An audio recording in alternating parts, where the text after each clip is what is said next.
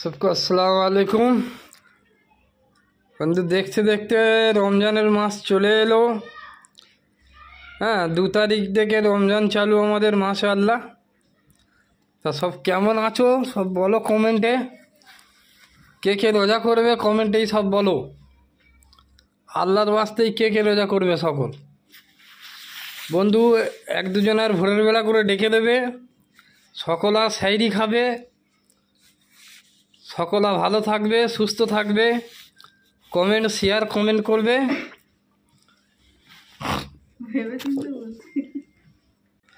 তা বন্ধুরা কে কে নামাজে যাচ্ছ সকলা কমেন্টে জানাবে।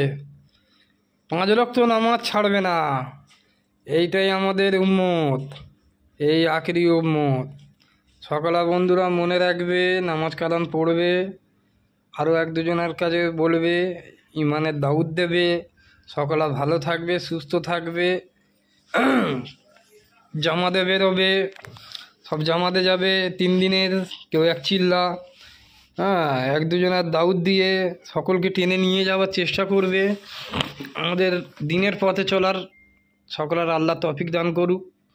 সব ভালো থাকবে, সুস্থ থাকবে। হ্যাঁ নামাজ হচ্ছে চোখের ঠান্ডা নামাজ। কবরে গেলে আজ মরলে কাল 2 দিন। ভাই বন্ধুরা সব ভালো থাকবে, সুস্থ থাকবে। এক দুজনকে শেয়ার করে দাও, কমেন্ট করে দাও। ওকে।